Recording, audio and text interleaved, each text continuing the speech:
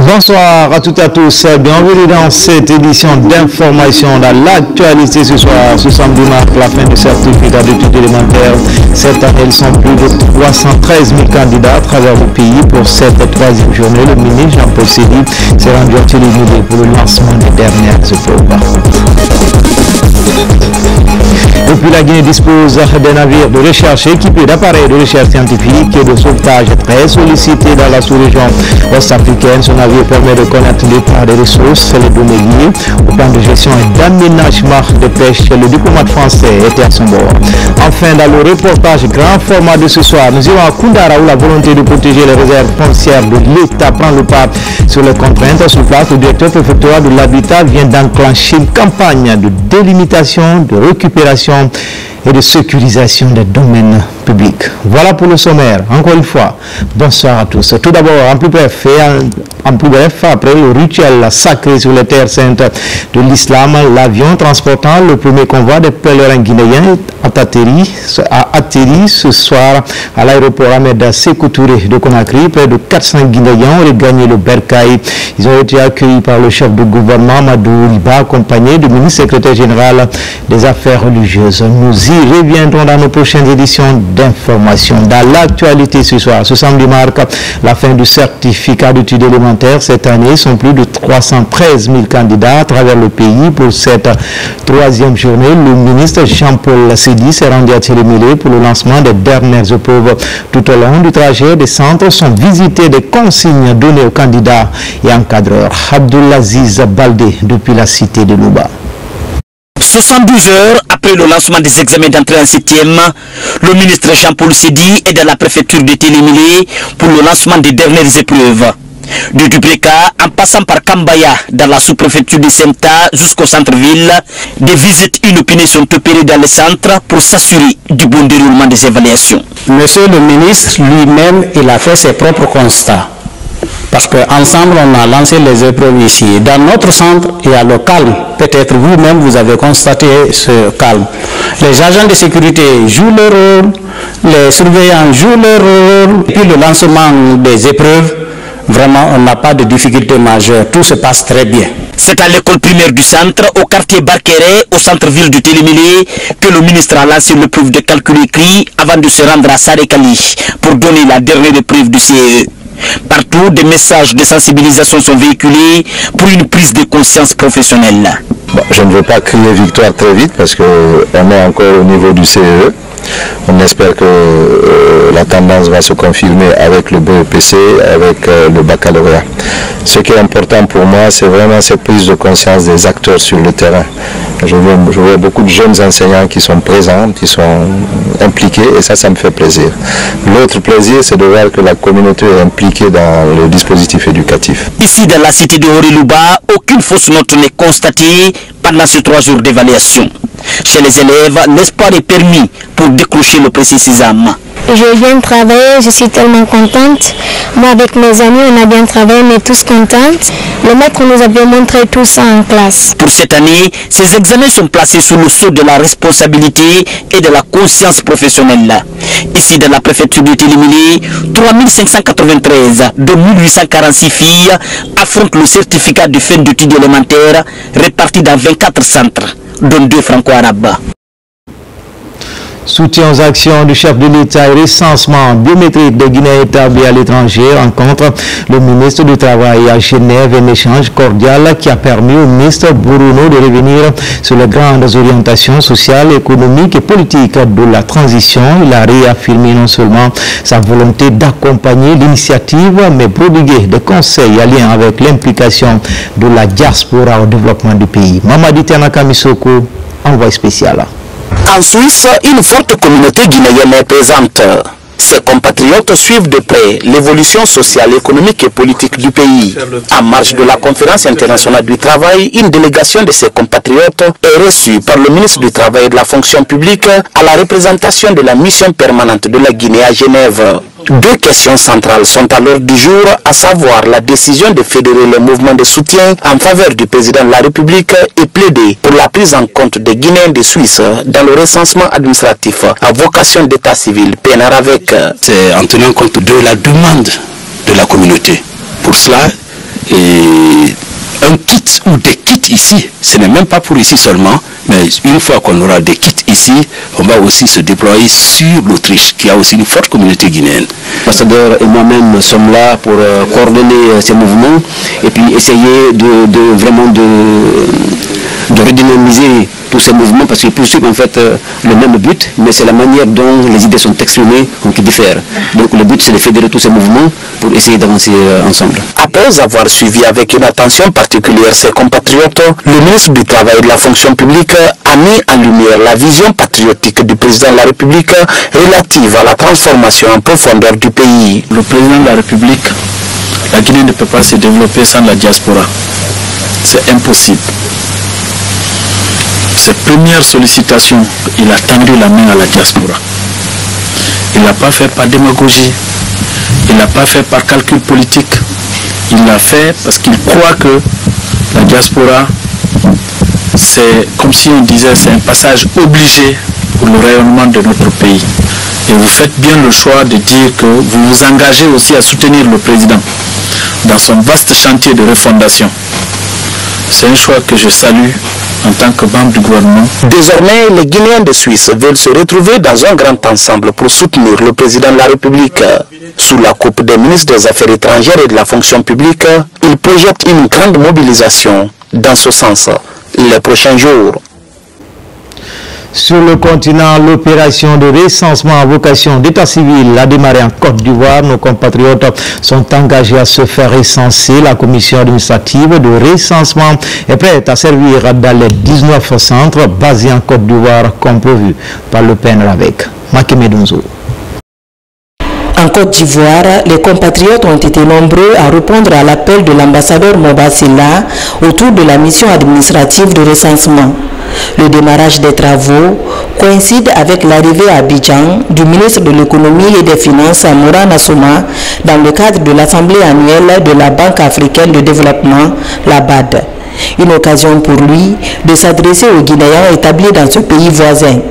Au nom de l'ensemble du gouvernement, je vous invite massivement à vous prêter à cette activité citoyenne qui nous permettra de nous intégrer progressivement dans la dynamique d'une Guinée refondée, d'une Guinée unie, d'une Guinée orientée vers le développement inclusif de l'ensemble de la population.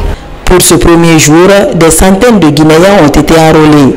L'efficacité des opérations motive encore plus les compatriotes. J'invite tout le monde, tous les ressortissants guinéens à venir s'enrôler.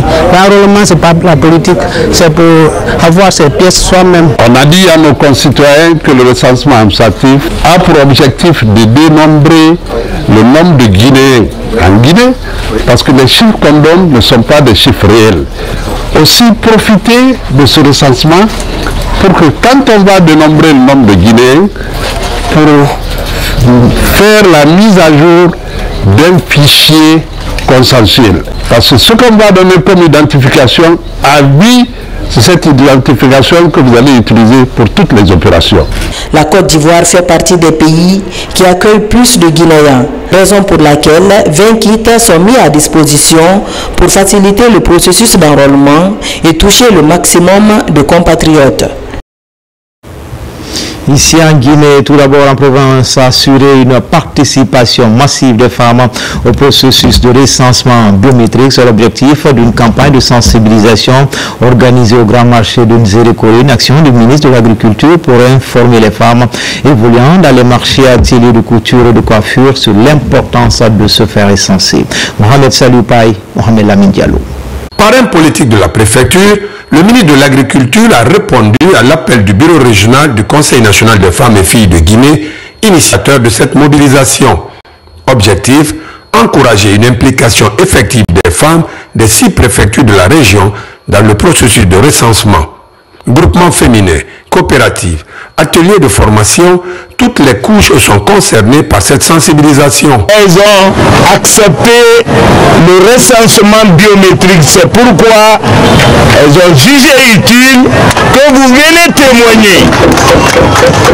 Et pour aller vers le référendum, il faut se faire recenser.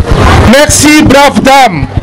Vous avez prouvé encore une fois que la vision du chef de l'État, le président de la République, vous y adhérez massivement. Cette campagne constitue une opportunité pour ces femmes de comprendre les enjeux du recensement et de porter le message jusque dans les villages et quartiers.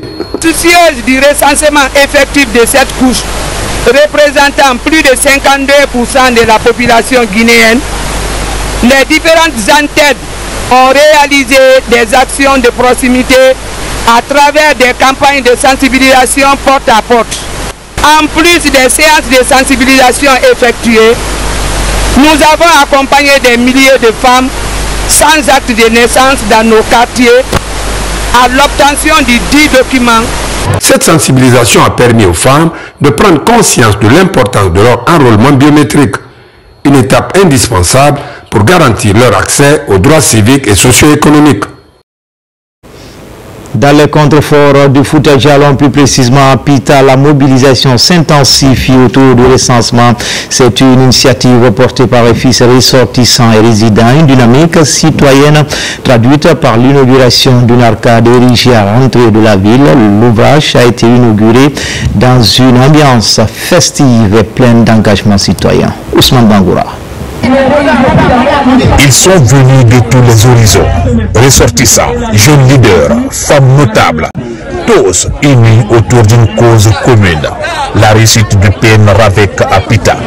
Dans les quartiers, les villages, les lieux de rassemblement, les messages sont clairs. Se faire recenser, c'est exister aux yeux de l'État. Je vous en prie, encouragez vos proches, vos amis, vos voisins, et allez se faire recenser. Ne laissons personne en marche. Une belle illustration de l'engagement citoyen à Pita, où les populations montrent qu'elles sont prêtes à jouer leur rôle dans la réussite du processus de recensement.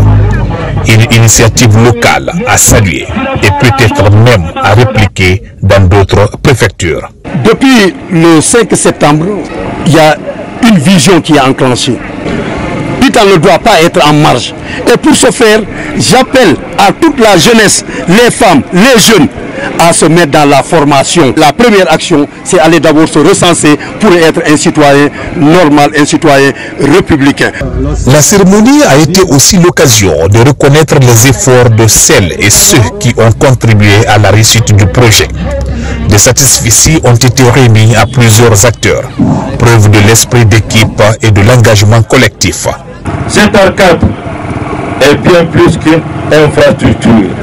C'est la porte d'entrée d'un Pita nouveau, fier de son passé, conscient de ses défis et résolument tourné vers l'avenir. Nous avons encore 10 semaines à parcourir, certes, mais aujourd'hui, nous démontrons que rien n'est impossible car l'amour de la patrie nous guide. À l'entrée de la ville, un nouvel ouvrage trône désormais. Une arcade symbolique, fruit de l'engagement des fils de Pita. Elle incarne à la fois l'unité et la volonté de modernisation de la localité. À Koumana, préfecture de Kouroussa, la directrice générale de la société navale guinéenne est accueillie par les membres du groupement Lambima, Doussounabi. Sa suite sont venus se rassurer du bon déroulement des opérations de recensement dans cette localité.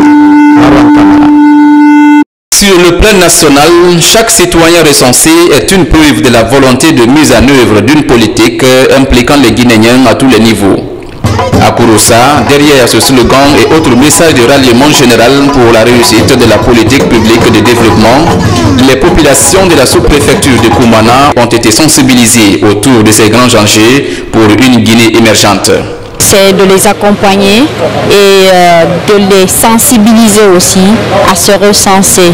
Il faut donner sa voix, c'est ce qui compte. Allez tous vous recenser pour donner votre voix. Vous dites que vous aimez Mamadi Doumbouya, qui est le président de la République. Vous dites que vous êtes derrière le président de la République. Allez vous recenser. Pour la réussite des grandes actions entreprises par les autorités pour faciliter l'accès aux services sociaux de base, de la santé à l'éducation, en passant par les infrastructures routières, le Coran est lu à plusieurs reprises afin de conforter la synergie d'action de toutes les couches socio-professionnelles de toutes les régions du pays. Je me suis recensé et vous. C'est ça le slogan que les femmes ont accepté, les jeunes ont accepté d'accompagner le général Mamadi Doumbouya. Donc, et les femmes disent qu'en accompagnant un président, ce n'est pas pour applaudir quoi. Il faut l'accompagner, il faut faire des actions concrètes qui peuvent donner un résultat concret et visible. Pour joindre l'utile à l'agréable, le village de Koumana a égayé les visiteurs par les pas du Dundumba, la danse des hommes forts. Des prestations artistiques qui ressortent toute la puissance du patrimoine culturel des territoires de Kouroussa. Comme annoncé dans les titres, depuis belle lurette, la Guinée dispose d'un navire équipé d'appareils de recherche scientifique et de sauvetage très sollicité dans la sous-région ouest-africaine. Ce navire permet également de connaître l'état des ressources halieutiques et les données liées au plan de gestion et d'aménagement des pêches pour l'année suivante. En marge du sommet sur les océans, à Nice, le navire a connu la visite de la représentation diplomatique française à Conakry. Al-Gassim Mouba. D'une valeur de plus de 10 milliards de francs guinéens, ce navire de recherche scientifique permet d'évaluer nos ressources en mer. En termes clairs, estimer la quantité de poissons ou encore le potentiel exploitable. L'ambassadeur de France en Guinée et en Sierra Leone visite le bateau dénommé Général Lansana Conté situé au port autonome de Conakry pour vérifier sa logistique. Grâce à ce dispositif, fruit de la coopération guinéo-japonaise, le système halieutique guinéen pourrait améliorer son rendement. C'est une occasion de mettre en lumière tout ce que la Guinée fait pour la préservation de l'océan, qui est une réserve de biodiversité, qui est une réserve pour le climat, c'est ce qui nous fait respirer, qui est aussi une ressource pour les communautés. La Guinée dispose avec ce bâtiment d'un bâtiment rare en Afrique de l'Ouest pour observer la démographie des poissons, leur vie. Cette visite intervient au moment où la France accueille les décideurs du monde en marge de la 3e conférence sur l'océan qui se déroule à Nice. Un événement majeur où la protection des océans est au cœur des débats depuis le 10 juin. À Nice, en présence de la ministre des Pêches et du ministre des Finances, nous avons signé avec l'Agence française de développement et le gouvernement guinéen un programme de 4 millions d'euros pour aider les communautés de la côte sur la pêche durable. C'est très bien que l'ambassadeur soit passé visiter notre bâtiment de recherche, qui est très rare dans la sous-région, que vous pouvez dire aujourd'hui, à part la Mauritanie, peut-être notre pays, nous sommes les seuls à disposer d'un navire de recherche. Équipé de tout type d'appareils de recherche scientifique et de sauvetage, ce navire est très sollicité par les pays voisins, ce qui peut générer des fonds pour l'État. Dans la région de Kindia, la nouvelle version de collecte et de remontée des données liées aux épidémies d'origine animale est en phase d'expérimentation. Les agents vétérinaires venus des différentes préfectures s'approprient de cette nouvelle application. C'est dans le cadre du projet sécurité sanitaire de la Banque mondiale. Alfessia Gaba, Fanalabaya Kamara. Ces agents vétérinaires se familiarisent avec la nouvelle vision de l'application liée à la remontée des données en temps réel. Pour cette phase pratique, des tablettes sont mises à leur disposition.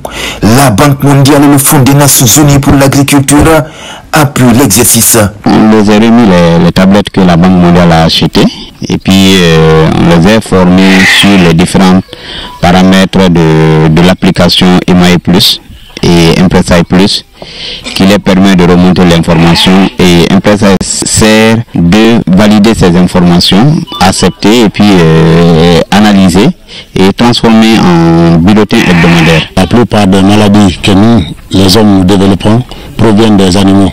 On ne peut pas avoir la santé si nos animaux domestiques qui sont autour de nous ne sont pas en bonne santé. Aux alentours de cette ferme témoin, des simulations sont effectuées pour la mise en pratique de cette nouvelle vision. Il s'agit d'éviter la propagation des épidémies d'origine animale. Il s'agit d'être actif sur le terrain et faire le travail comme ça se doit. Et je sais que nous allons remonter les données, toutes les informations pour pallier à des maladies épidémiologiques. C'est la surveillance des maladies animales qui va beaucoup aider. Ça nous permettra de connaître l'État, ça va aider l'État guinéen de prendre des décisions par rapport aux différentes maladies qui attaquent la santé animale. Cette phase pratique est précédée d'une session de formation théorique où les agents vétérinaires venus des préfectures de la région ont été outillés en technique d'utilisation de cette nouvelle vision qui pourrait faciliter la remontée et la collecte de différentes données et la surveillance des maladies d'origine animale. Justice avec la lutte contre la pratique illicite de médicaments, Fourikaria, plusieurs tonnes de produits prohibés en provenance de la Sierra Leone sont saisis par les forces de défense et de sécurité. Déjà 4 suspects sont dans les mains de la justice pour des besoins d'enquête. Thierno Younoussaba. Saisie record de médicaments illicites ici au port artisanal de Misra dans la sous-préfecture de Mafereya. La synergie des forces de défense et de sécurité sous la direction du préfet a permis de mettre main sur ces 2 barques en provenance de la Sierra Leone contenant plus de 1400 cartons de produits impropres à la consommation. Il va falloir, après ce dépotage, procéder à l'inventaire pour qu'on sache exactement le contenu des produits qui ont été saisis ici. Mais d'ores et déjà, nous pouvons dire haut et fort que ces produits sont non seulement illégaux du point de vue procédure, mais nous ne sommes pas sûrs de la fiabilité de leur provenance, de leur qualité. L'article 645 du Code maritime et l'article 646 de ce même code montrent effectivement que la saisie qui a eu lieu, c'est des produits illicites. C'est des produits illicites et les intéressés doivent être poursuivis, déférés aussi au tribunal. Un coup de filet nuitamment opéré avec la sécurité permanente le long des frontières. Les mises en cause n'ont pu tromper la vigilance des forces maritimes. C'est le moment d'appeler la conscience des chefs de port, les élus locaux et tous ceux qui sont responsables dans les différents ports de nous fournir les informations. Parce que sans les informations, nous ne pouvons rien. Par cette saisie, les autorités guinéennes affichent leur engagement à lutter contre la pratique médicale illicite.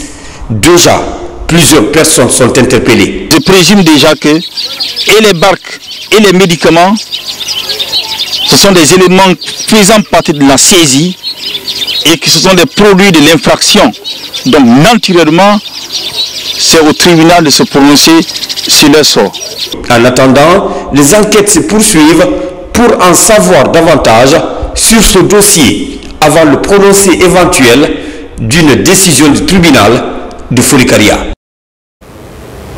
En Guinée, les femmes prennent leur place au cœur du développement local, leadership, autonomisation économique et gestion durable des ressources. Ce sont les grands axes d'une formation organisée à Conakry par l'Association guinéenne des enseignantes chercheurs des institutions d'enseignement supérieur pour le développement. Koumara Moussa. À l'université générale Lansana Kanté de Sanfounia, le savoir se conjugue désormais au féminin. Les réflexions de 2 jours sont concentrées autour du leadership féminin, autonomisation économique et gestion durable des ressources locales. L'avenir ne saurait être pensé ni construit sans la contribution pleine et entière des femmes.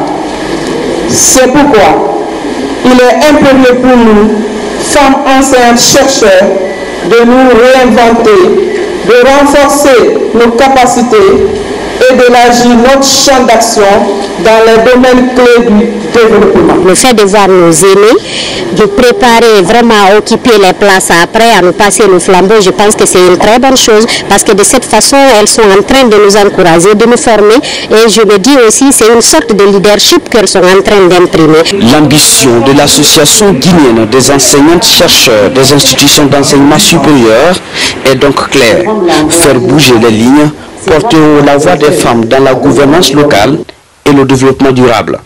Et c'est un point de départ pour encourager aussi les jeunes filles à s'engager dans la recherche pour augmenter les capacités des femmes dans la recherche scientifique. Il y a un challenge. Ce challenge-là, c'est l'unité de toutes les femmes enseignantes-chercheurs et les femmes chercheurs. Aucune ne sera écartée. Les femmes doivent se mettre ensemble pour avoir un seul objectif. Avec cette formation, l'association guinéenne des enseignantes-chercheurs des institutions d'enseignement supérieur réaffirme sa vision d'une Guinée plus inclusive où le savoir, le genre et l'engagement s'unissent pour bâtir un avenir durable. Un centre de santé pour les populations de Nono et le district de Sissela, préfecture de Kouroussa. L'infrastructure sanitaire est baptisée Général Mamadi Doumbouya en guise de reconnaissance des différentes réformes engagées dans le secteur pour améliorer l'accès aux soins de santé de qualité aux populations de l'arrière-pays. Mikini Moussa Kamara, Mohamed Lamine Kamara. Bâti sur une superficie à environ 2 hectares, le centre de santé du district de Nono est baptisé Général Mamadi Doumbouya. L'édifice est réalisé par l'Association pour le développement durable de Nono, avec un coût de financement de plus de 3 milliards. L'infrastructure permettra désormais d'améliorer et de renforcer le traitement de plusieurs pathologies dans ce district. Les habitants de Nono ont construit ces centres de santé pour faire face pratiquement aux problèmes de santé communautaire et c'est pourquoi en termes de récompense, la communauté a décidé que ce centre porte le nom du général Mamadi Doumbouya et pour pérenniser ses acquis et pour rendre pratiquement tout ce qu'il fait à la Guinée. Les résultats de la bonne gouvernance du président général Mamadi Doumbouya sont probants et visibles. En 3 ans, il a battu le record en termes de réalisation. Cet établissement sanitaire est composé de salles d'hospitalisation, d'échographie, de sages-femmes, d'une pharmacie et plusieurs autres services importants. Du ministère de la Santé et de l'Hygiène publique, d'exprimer notre plus sincère gratitude à l'endroit de l'Association pour le développement durable de Nono pour ce projet salutaire. Vous êtes, chers ressortissants, les dignes relais de cette vision de développement endogène qui épouse parfaitement la dynamique impulsée par son Excellence, Monsieur le Président de la République, le général Mamadi Doumbouya. Merci pour la réalisation de ce centre de santé et grand merci pour avoir honoré notre président de la République. Nous avons compris vos messages. Ils seront transmis à la personne la plus autorisée.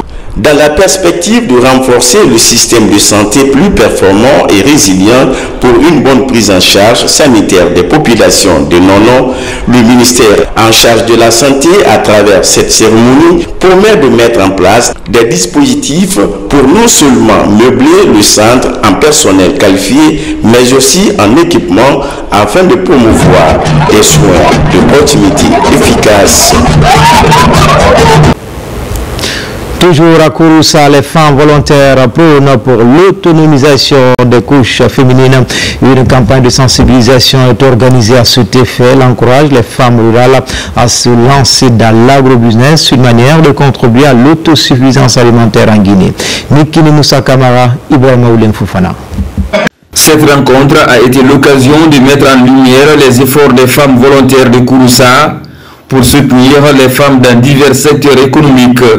Au cœur des discussions se trouvait le projet Agrobusiness, une initiative ambitieuse visant à propulser les femmes vers une plus grande indépendance financière. Cette association, effectivement, c'est pour le développement durable de la préfecture de Kouroussa. l'autonomisation des femmes et qui se fait à travers l'agroalimentaire. Mes femmes sont faites pour faire la culture maraîchère. En faisant la culture maraîchère, on fait quand même beaucoup d'autres choses pour la transformation agroalimentaire. Vous savez, quand nous sortons à Conakry sur le terrain, j'ai toujours dit que les femmes sont la priorité du général Mamadi Doumbouya.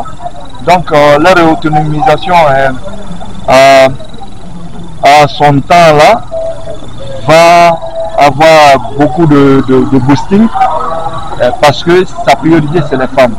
Ce projet se concentre sur des composantes visent à offrir des opportunités de formation, de financement et de soutien entrepreneurial aux femmes afin de renforcer leur capacité à participer activement à l'économie. Les femmes ont eu plus de 300 associations qui ont été financées par le chef de l'État. Pas seulement des prêts, mais des dons. Et chaque année, il fait ces dons importants pour montrer la position, sa position, ses sentiments pour le soutien aux femmes. Cette initiative promet de transformer positivement la vie de nombreuses femmes de la préfecture de Kouroussa en leur offrant des outils nécessaires pour réussir ou prospérer. Les membres de l'association professionnelle des institutions de microfinance approprient de nouvelles techniques, une manière de rehausser le niveau de prestation des agents afin d'offrir des services financiers de qualité aux clients. Thierry Maroufba, Morlaï Souma. Avec 20 institutions de microfinance agréées en Guinée, ce secteur de finance joue un rôle important dans le développement économique du pays. Dans leur logique d'augmenter leur performance sur le terrain, les membres de l'association professionnelle des institutions de microfinance de Guinée s'approprient de nouvelles notions. Vous avez 4 thèmes qui vont être déployés. Il y aura un thème sur le digital. Vous savez que actuellement c'est ce qui est en vogue.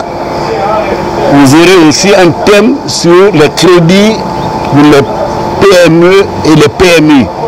C'est une excellente chose dans la mesure où nous sommes quand même un secteur inclusif et nous sommes un secteur qui servons les personnes les plus vulnérables avec des solutions qui doivent être spécifiques. Donc il est important de renforcer les capacités de nos membres afin de leur donner les outils nécessaires pour donner plus de produits et surtout sécuriser aussi les financements qu'on fait auprès de nos bénéficiaires. Cette remise à niveau touche l'ensemble des institutions de microfinance.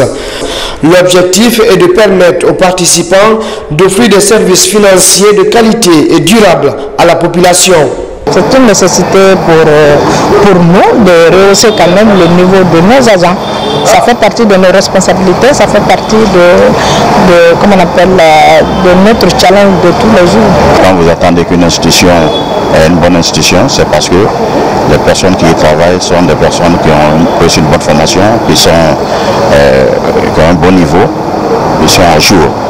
Donc le renforcement de capacité est nécessaire pour une institution, surtout une institution financière. Durant 2 jours, des modules comme analyse et l'exploitation des états financiers des PME, gestion des risques dans les institutions de crédit et fondamentaux du marketing dans les institutions de microfinance ont été enseignés. À présent, cette série de décret de 2025-0085 PRG CNRD SGG portant promulgation de la loi ordinaire L 2025-012 CNT du 25 avril 2025 fixant les modalités d'organisation du référendum constitutionnel en République de Guinée. Le président de la République a vu la charte de la transition, vu l'ordonnance au 2021-001 PRG CNRD SGG du 16 septembre 2021 portant prorogation des lois nationales, des conventions, traités, accords internationaux en vigueur à la date du 5 septembre 2021, vu le communiqué numéro 1 du Comité national pour le rassemblement et le développement du 5 septembre 2021 portant prise effective du pouvoir par les forces de défense et de sécurité décrète. Article 1er est promulgué la loi ordinaire L 2025-012 CNT du 25 avril 2025 fixant les modalités d'organisation du référendum constitutionnel à la République de Guinée. Article 2. Le présent décret qui prend effet à compter de la date de sa signature sera reçu publié au journal officiel de la République Conakry le 14 juin 2025. Général Mamadi Doumbouya. Décret de 2025-0086 PRG CNRD SGG modifiant le décret de 2021-261 PRG CNRD SGG du 30 décembre 2021 portant mission et organisation du ministère de l'administration du territoire et de la décentralisation. Le président de la République, vu la charte de la transition, vu la loi L 2018-025 AN du 3 juillet 2018 portant organisation générale de l'administration publique, vu l'ordonnance 2021-001 PRG CNRD SGG du 16 septembre 2021 portant prorogation des lois nationales, conventions, traités et accords internationaux en vigueur à la date du 5 septembre 2021, vu le décret D 2024-044 PRG CNRD SGG du 27 février 2024 portant nomination du Premier ministre chef du gouvernement, vu le décret de 2024-051 PRG CNRD SGG du 5 septembre 5 mars 2024 portant structure de gouvernement, vu le décret de 2024-054 PRG CNRD SGG du 13 mars 2024 portant nomination des membres du gouvernement, vu le communiqué numéro 1 du Comité national de rassemblement pour le développement CNRD du 5 septembre 2021 portant prise effective du pouvoir par les forces de défense et de sécurité. Chapitre 1. Mission et attribution. Article 1er. Le ministère de l'administration du territoire et de la décentralisation a pour mission la conception, l'élaboration et la mise en œuvre de la politique du gouvernement dans les domaines de l'administration du territoire, de la décentralisation et du développement local et d'en assurer le suivi. À ce titre, il est particulièrement chargé d'élaborer et de veiller à l'application des textes législatifs et réglementaires relatifs à l'administration du territoire, à la décentralisation et au développement local, au mouvement associatif et organisations non gouvernementales, à la gestion de l'état civil, à l'identification des personnes physiques, à l'organisation des élections politiques et des référendums, à l'exercice des libertés publiques, à la promotion d'une citoyenneté responsable, procéder à l'établissement et à la mise à jour du fichier électoral, organiser des élections politiques et les référendums, coordonner les actions de l'État dans les circonscriptions territoriales et dans les collectivités locales, élaborer et de mettre en œuvre les réformes relatives à l'administration territoriale, promouvoir et de renforcer la gouvernance territoriale participative, assurer la tutelle des collectivités locales et promouvoir le développement local, d'assurer un suivi régulier de fourniture des services sociaux de base rendus aux populations en lien avec les compétences transférées, assurer la promotion de l'alimentation en eau potable des collectivités en milieu rural et semi-urbain, élaborer et mettre en œuvre les stratégies de transfert de compétences sectorielles dévolues aux collectivités locales, veiller à travers un mécanisme unique à la gestion et à l'opérationnalisation des fonds destinés au financement du développement local, coordonner les interventions des partenaires au développement local, promouvoir et renforcer la coopération décentralisée, le partenariat et le développement de l'intercommunalité, assurer la tutelle des partis politiques, élaborer et de mettre en œuvre les stratégies, les plans, les programmes et les projets relatifs à la salubrité publique dans ses aspects non transférés aux collectivités locales, à la sécurisation, à l'équipement et au développement des zones frontalières, à l'exercice des libertés publiques, à la promotion de la citoyenneté, au civisme et à la culture de la paix, assurer la matérialisation des frontières et la promotion de la coopération transfrontalière, veiller au niveau des collectivités locales à l'application des mesures législatives et réglementaires relatives à la sécurité des personnes et de leurs biens au maintien de l'ordre public. autoriser l'installation et l'exploitation des serrureries sur la base des normes établies par l'organe en charge de la régulation des activités de sécurité privée, participer à la mise en œuvre de la politique du gouvernement en matière migratoire, coordonner l'élaboration et l'exécution des plans et programmes d'intervention en faveur des victimes des catastrophes, participer à l'élaboration et à la mise en œuvre des programmes de formation et de perfectionnement des cadres, des administrateurs territoriaux et des élus locaux, réformer et moderniser le système d'état civil et la production des statistiques vitales de l'état civil, créer et gérer le numéro personnel d'identification des personnes physiques et d'en assurer la conservation, élaborer et de mettre en œuvre les stratégies, les plans, les programmes et les projets relatifs à la gestion, à la sécurisation et à la production des actes d'état civil, des titres d'identification des personnes physiques en République de Guinée, prendre en compte la dimension éthique, genre, équité dans les activités du département des circonscriptions administratives et celles des collectivités locales, prendre en compte la dimension environnementale et sociale dans la mise en œuvre des programmes et projets du département. Chapitre 2. Organisation. Article 2. Pour accomplir sa mission, le ministère de l'administration du territoire et de la décentralisation comprend un secrétaire général, un cabinet de services d'appui, des directions nationales, des directions générales, des organismes publics autonomes, des programmes et projets publics, des services déconcentrés, des organes consultatifs. Article 3. Le cabinet du ministre comprend un chef de cabinet, un conseiller principal, un conseiller juridique, un conseiller chargé de la gouvernance territoriale participative, un conseiller politique, un conseiller chargé de mission, un attaché de cabinet. Article 4. Les services d'appui sont l'inspection générale, le bureau de stratégie et de développement, la division des ressources humaines, la division des affaires financières, la cellule de passation des marchés publics, le service de la comptabilité matière et matérielle, le contrôleur financier, le centre de recherche documentaire, le service communication et relations publiques, le service de modernisation des systèmes d'information, le service genre et équité, le service hygiène, santé et sécurité, le service accueil et information, le secrétariat central. Article 5. Les directions nationales sont la direction nationale de l'administration du territoire, la direction nationale des collectivités locales, la direction nationale des libertés publiques et des frontières, la direction nationale de promotion et de régulation des organismes non gouvernementaux et des mouvements associatifs. Article 6. Les directions générales sont la direction générale des élections, la direction générale des affaires politiques, la direction générale de la promotion de la citoyenneté et de la paix.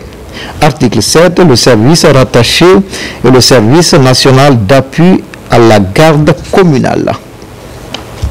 Article 8. Les organismes publics autonomes sont l'Agence nationale de financement des collectivités locales, l'Agence nationale d'assainissement et de salubrité publique, le Centre national de formation et de perfectionnement des cadres et élus locaux, le Service national d'aménagement des points d'eau, l'Agence nationale de gestion des urgences et catastrophes humanitaires, l'Office national de l'état civil et de l'identification. Article 9. Les programmes et projets publics sont ceux initiés dans le domaine d'intervention spécifique du ministère en charge de l'administration du territoire et de la décentralisation. Article 10. Les services déconcentrés sont les directions régionales de l'administration du territoire et de la décentralisation, les directions préfectorales de l'administration du territoire et de la décentralisation, les directions régionales, préfectorales des centres communaux de l'état civil et de l'identification. Article 11. Les organes consultatifs sont la commission interministérielle du pilotage de la lettre de politique nationale de décentralisation et de développement local, la commission nationale des frontières de Guinée, la commission nationale d'intégration et de suivi des réfugiés, le conseil de discipline, le comité d'éthique. Article 3. Disposition finale. Le décret fixe séparément les statuts des organismes publics autonomes, le mode d'organisation et de fonctionnement des organes consultatifs de l'inspection générale des programmes et projets publics ainsi que les attributions et l'organisation des services rattachés de niveau hiérarchique équivalent à celui d'une direction de l'administration centrale. Article 13. Des arrêtés du ministre de l'administration du territoire et de la décentralisation fixent les attributions et l'organisation des directions nationales et équivalents ainsi que les services rattachés de niveau hiérarchique équivalent à celui d'une division ou d'une section de l'administration centrale. Article 14. Le présent décret qui abroge toute disposition antérieure contraire prend effet à compter de la date de sa signature et sera enregistré au publié au journal officiel de la République. On a créé le 14 juin 2025, Général Mamadi Doumbouya.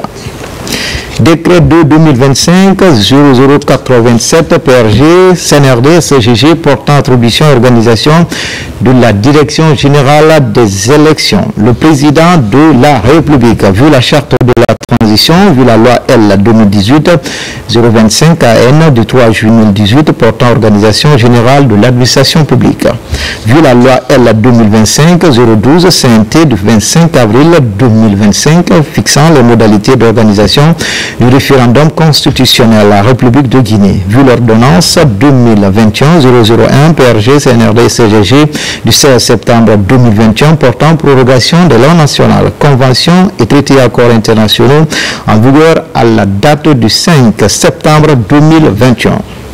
Vu le décret 2024-044 PRG CNRD SGG du 27 février 2024 portant nomination du Premier ministre chef de gouvernement, vu le décret 2024-051 PRG CNRD SGG du 5 mars 2024 portant structure de gouvernement, vu le décret 2024-054 PRG CNRD SGG du 13 mars 2024 portant nomination des membres du gouvernement, vu le décret de 2025-0086 PRG CNRD SGG du 14 juin 2025 modifiant le décret de 2021-261 PRG CNRD SGG du 30 décembre 2021 portant mission et organisation du ministère de l'administration du territoire et de la décentralisation, vu le rapport de la mission technique de la communauté économique des États de l'Afrique de l'Est CEDEAO relative au chronogramme de la transition, vu les résolutions issues du dialogue politique inclusif interguinéen, vu le communiqué numéro 1 du Comité national pour le rassemblement et le développement CNRD du 5 septembre 2021 portant prise effective du pouvoir par les forces de défense et de sécurité. Chapitre 1, disposition générale. Article 1er. Il est créé au sein du ministère en charge de l'administration du territoire une direction générale des élections en abrégé DGE. Article 2. La direction générale des élections est dotée d'une autonomie financière. Chapitre 2. Mission et attributions. Article 3. Placé sous l'autorité du ministre en charge de l'administration du territoire et de la décentralisation, la DGE a un statut équivalent à celui d'une direction de l'administration centrale. Elle a pour mission la mise en œuvre de la politique de gouvernement en matière d'organisation et de gestion des élections et d'en assurer le suivi. À ce titre, il est particulièrement chargé d'élaborer les projets de texte législatifs et réglementaires en matière de gestion des élections, veiller au respect des textes législatifs et réglementaires en matière de gestion des élections, élaborer les politiques de réforme et de gestion relatives aux élections et d'en assurer le suivi. Organiser les élections politiques et les référendums en République de Guinée, appliquer et faire appliquer les dispositions du code électoral et de la loi fixant les modalités d'organisation du référendum constitutionnel. Établir et réviser le fichier électoral biométrique sur la base de recherche du registre national de l'état civil et du registre national des personnes physiques de façon continue. Élaborer et mettre en œuvre la stratégie de communication, d'information et de sensibilisation relative aux élections et au référendum. Concevoir et produire tous les documents électoraux, participer à la création et à l'opérationnalisation d'une force spéciale de sécurisation des élections. Pour collecter, traiter, diffuser l'information relative aux élections, aux référendums et aux statistiques électorales, procéder à la digitalisation des opérations électorales, promouvoir l'équilibre entre les hommes et les femmes dans la gestion de la conduite du processus électoral, promouvoir l'équilibre entre les hommes et les femmes dans la gestion et la conduite du processus électoral, procéder à la création et à l'opérationnalisation de la bibliothèque physique et virtuelle des élections, acquérir et gérer le matériel, l'équipement et les documents électoraux, organiser ou participer aux rencontres nationales et internationales traitant des questions électorales, représenter la République de Guinée dans les institutions sous-régionales, régionales et internationales en lien avec les élections. Article 4. La direction générale des élections est dirigée par un directeur général nommé par décret du président de la République sur proposition du ministre en charge de l'administration du territoire et de la décentralisation. Le directeur général dirige, anime, coordonne, impulse et contrôle l'ensemble des activités de la direction générale. Article 5. Le directeur général est assisté d'un directeur général adjoint nommé dans les mêmes conditions que lui et qui assure l'intérim en cas d'absence ou d'empêchement. Le directeur général adjoint est particulièrement chargé de assister le directeur général dans la coordination, l'animation et le contrôle des activités de la direction. Assurer la coordination technique des services, superviser l'élaboration des projets programmes et rapports d'activité de la direction et rendre compte au directeur général. Exécuter toutes tâches spécifiques qui lui sont confiées par le directeur général dans le cadre du service. Chapitre 3. Organisation. Article 6. Pour accomplir sa mission, la direction générale des élections comprend des services d'appui, des départements techniques, des services déconcentrés. Section 1 des services d'appui. Article 7. Les services d'appui sont un service des affaires financières, un service communication et relations publiques, un service documentation et archives. Article 8. Les services d'appui sont de niveau hiérarchique équivalent à celui d'une section de l'administration centrale. Article 9. Le service des affaires financières est chargé. Proposer un manuel de procédure de gestion administrative, financière et matérielle. Évaluer les besoins en ressources financières et matérielles de la direction générale. Élaborer et soumettre le budget de la direction générale au directeur général, assurer l'approvisionnement matériel et en équipement de la direction générale, exécuter les crédits budgétaires alloués à la direction générale, tenir la comptabilité de la direction générale, produire les rapports financiers relatifs à la gestion des crédits budgétaires mis à la disposition de la direction générale, assurer l'archivage et la conservation des pièces justificatives relatives au suivi de l'exécution des crédits alloués à la direction générale.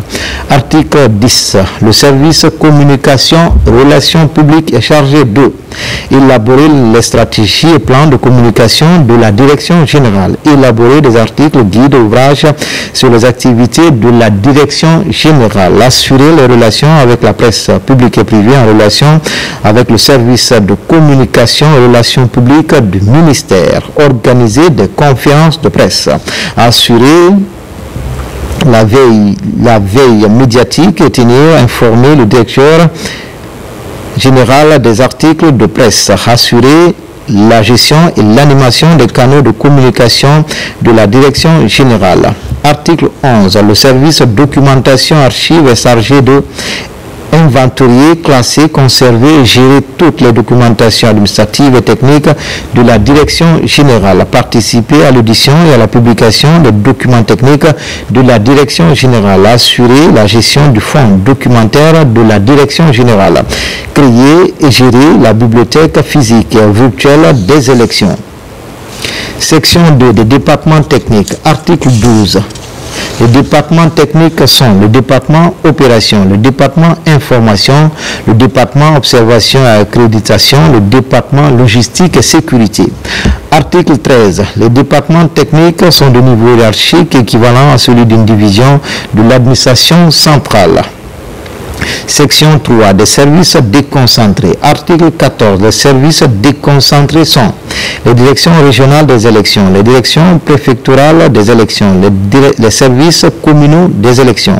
Article 15. Les services déconcentrés sont chargés chacun dans sa circonscription administrative de la mise en œuvre des missions assignées à la direction centrale. Article 16. Les élections et les affaires politiques au niveau des représentations diplomatiques sont gérées par les services consulaires sous la coordination des ambassadeurs. Chapitre 4. Disposition finale. Article 17. Un arrêté du ministre en charge de l'administration du territoire et de la décentralisation détermine l'organisation des départements techniques et des services déconcentrés. Article 18. Les directeurs de services déconcentrés sont nommés par décret du président de la République sous proposition du ministre en charge de l'administration du territoire et de la décentralisation. Article 19. Les directeurs des départements techniques, les chefs de service ou de cellules sont nommés respectivement par arrêté et par décision du ministre en charge de l'administration du territoire et de la décentralisation sur proposition du directeur général. Article 20. Le présent décret qui abroge toute disposition antérieure contraire prend effet à compter de la date de sa signature et sera reçu publié au journal officiel de la République. Conakry le 14 juin 2025, Général Mamadi Doumbouya. Toujours dans l'actualité à Farana, le directeur national de la garde communale vient d'échanger avec l'autorité préfectorale. Les débats portent sur le recrutement, la formation et les uniformes au sein des collectivités. La rencontre a connu la présence du président de la délégation spéciale et des chefs de quartier de la commune urbaine. RTG Farana, Ibrahima Oulem Foufana, Silati Kourouma. Rencontre du directeur national de la garde communale et les autorités locales de Farana. Ici, à la mairie, les échanges des parties prenantes à ce cadre de concertation ont porté sur les critères de recrutement des agents de la garde communale au compte des collectivités. Une occasion pour ces éléments d'être édifiés sur leur rôle et mission, ainsi que les limites de la fonction. C'est une mission de redynamisation des structures de la garde communale. Elle passe à savoir que la garde communale est une compétence transférée aux collectivités locales pour exercer leur pouvoir de police dans le domaine de bon ordre, sécurité, la salubrité publique, l'hygiène publique, l'esthétique publique et la tranquillité publique. L'objectif visé par le ministère de l'administration du territoire et de la décentralisation est de faire respecter les procédures de recrutement des agents de garde communale dans les collectivités décentralisées. Cette mission assignée à la direction nationale de la garde communale reconforte les autorités de Farana. Nous avons reçu la direction nationale pour non seulement donner les orientations et les modalités de recrutement de la garde communale. La rencontre s'est tenue à la commune en présence des chefs de quartier et d'éventuelles personnes candidates pour être garde communale. C'est pour cette fois-ci réhabiliter la garde communale. Une garde communale qui a devoir d'accompagner la délégation spéciale ainsi que les collectivités dans leur devoir, l'accomplissement de leur mission. C'est une rencontre qui a été bouclée par des questions-réponses entre la mission et les chefs de quartier sur les modalités de recrutement des agents de la garde communale. Un recrutement qui sera défini par le budget communal.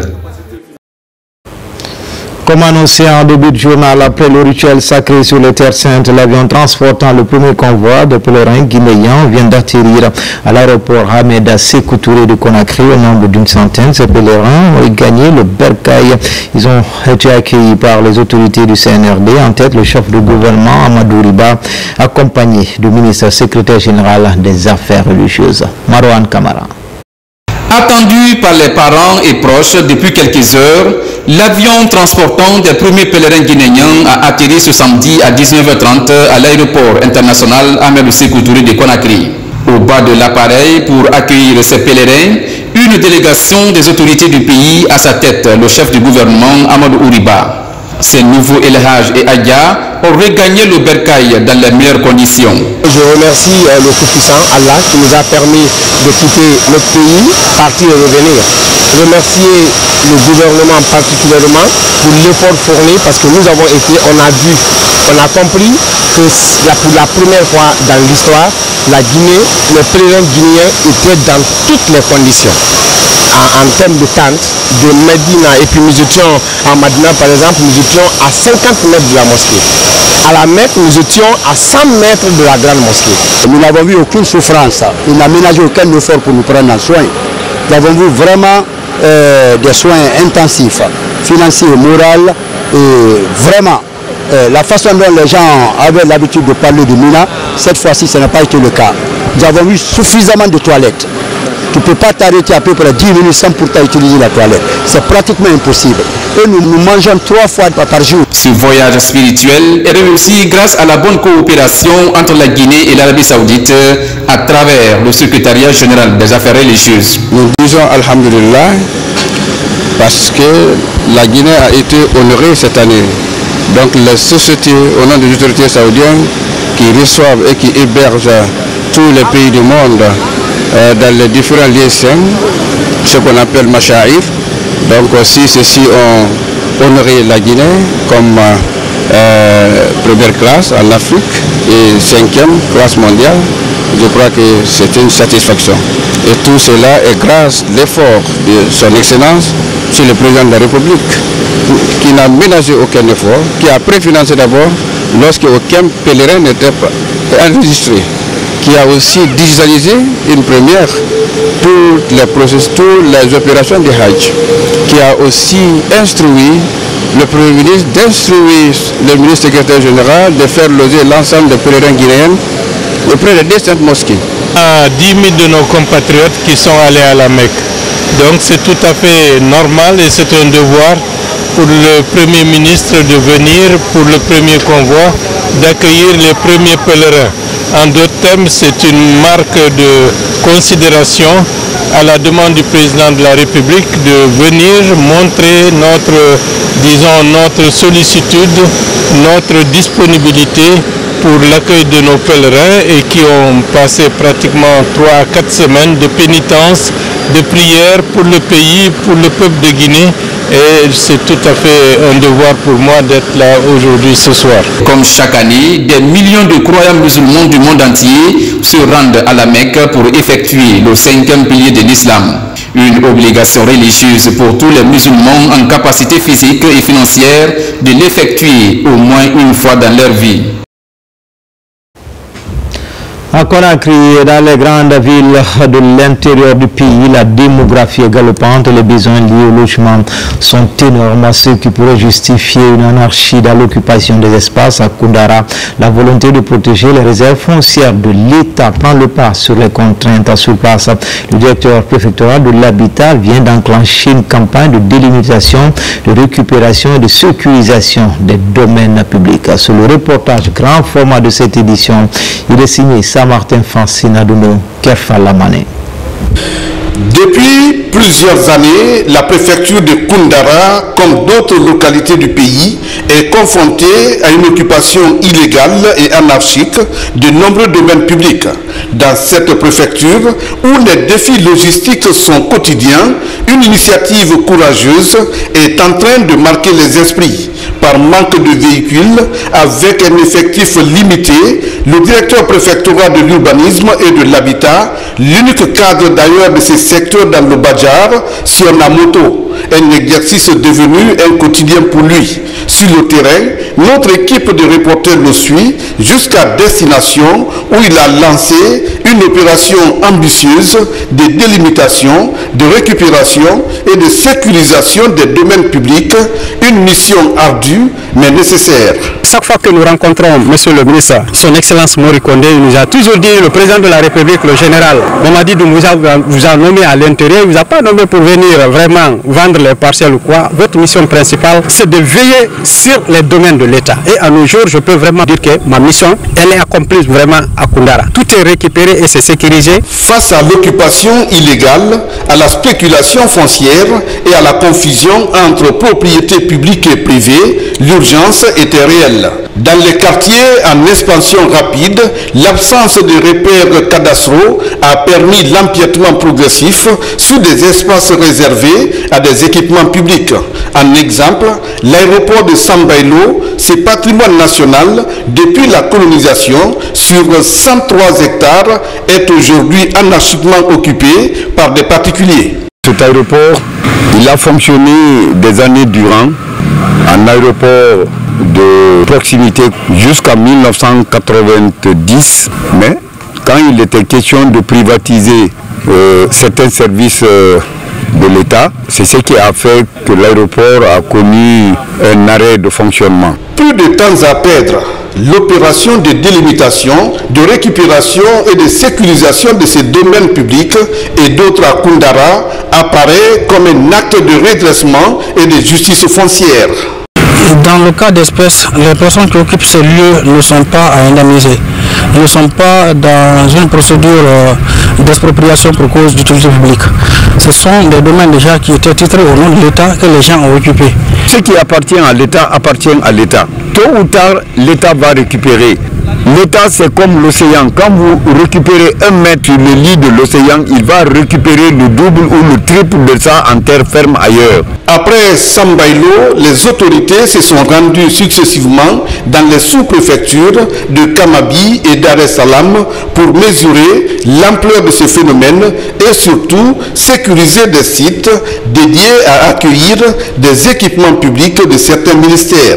Nous avons fait la sous-préfecture de Kamabi, l'endroit là où on dit Gadapon, l'ancien fondoir qui fait 3 hectares, qui est affecté au ministère de l'Agriculture et l'Élevage. Et après là-bas, nous avons fait le deuxième site qui est au niveau du quartier Dar Salam. Là-bas, il y a d'ailleurs 2 sites. Le premier est affecté au ministère du Commerce et l'Industrie qui fait 5 hectares. Le troisième au ministère de l'Énergie qui fait les 10 hectares, délimité avec un appareil, un GPS différentiel. Le service n'est pas équipé. Vous avez vu, pour preuve, j'ai pris un appareil GPS en location de Conakry ici que je paye 2 millions de jours. Ici, dans le Badjar, l'initiative n'est pas isolée.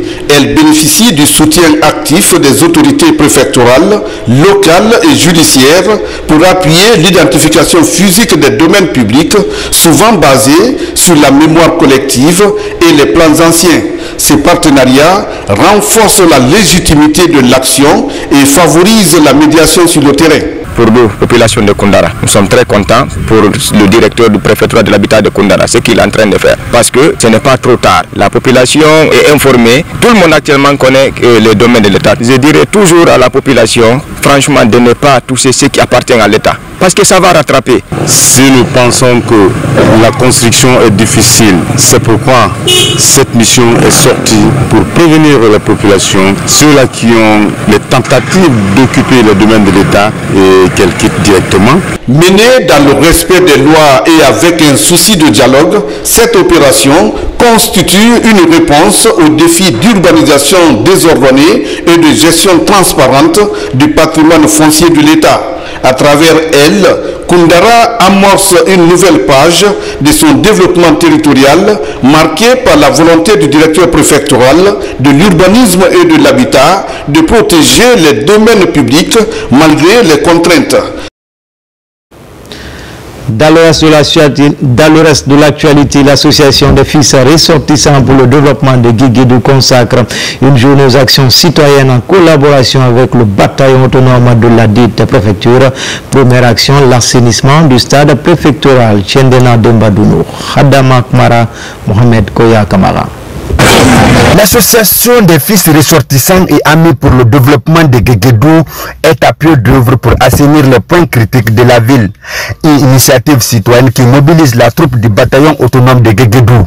Civils et militaires sont tous en ordre de bataille contre les ordures afin de rendre propre la cité de Tchendena Dembadounou. Dans le cadre du renforcement des relations civiles et militaires entre nous et la population civile, dans cette lancée que nous avons mobilisé nos hommes massivement ce matin pour venir assister au mouvement d'assainissement entretenu par le mouvement Afradec de Guéguédou. À travers une campagne de sensibilisation, les organisateurs tentent d'inciter les uns et les autres à s'investir afin qu'ils apportent leur pierre à l'édifice commun. Afradec, c'est une association transversale qui est là pour le développement de Guéguédou et le retour massif des populations de Guéguédou. Et au-delà de ça, nous avons des doléances auprès des autorités, surtout le président de la République, général Mamadi Doumbouya et son gouvernement, pour qu'ils puissent nous aider réellement. Le souci majeur de la population de Guéguédou aujourd'hui, c'est les 15 km.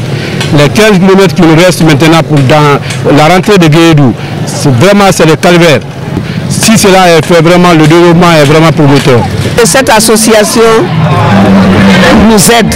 Quand il y a eu des inondations, elle a fait des dons aux victimes. Cela nous a beaucoup marqué. Ce sont ces projets qui vont nous aider aussi. Au-delà de cette journée d'assainissement, l'association des fils ressortissants et amis pour le développement de Guéguédou Afradec a mis l'occasion à profit pour rendre une série de visites de courtoisie à la notabilité. Partout, des prières et bénédictions sont formulées en faveur de la paix et de l'entente entre les Guinéens.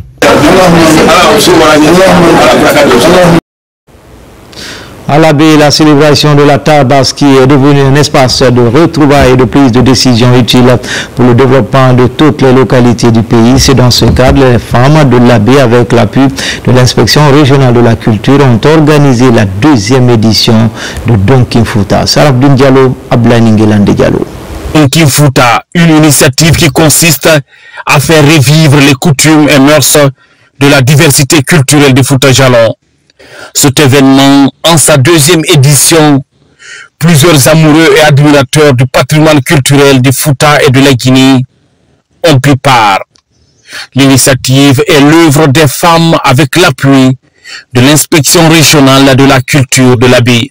Notre association a 2 principaux objectifs, à savoir faire revivre la culture du Fouta, œuvrer pour le rassemblement des fils résidents et ressortissants de la baie et de la Guinée en général. Cette initiative salvatrice des femmes de la baie est une empreinte qui reste gravée dans l'histoire de notre région, forte de sa diversité, riche de ses valeurs et de la sagesse de ses peuples.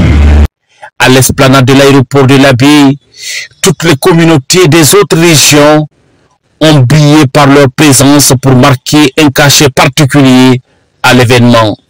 Toutes et tous, dans leur tenue traditionnelle, esquive des pas de danse, de la musique pastorale animée par l'artiste Patemoloko et le groupe traditionnel Djerefuta. Avec une émotion profonde et une fierté sincère que je m'adresse aujourd'hui à vous, au nom de son Excellence, Monsieur le Ministre de la Culture, du Tourisme et de l'Artisanat, Monsieur Moussa Moïsila, pour saluer avec chaleur la 2e édition de Donkinfuta.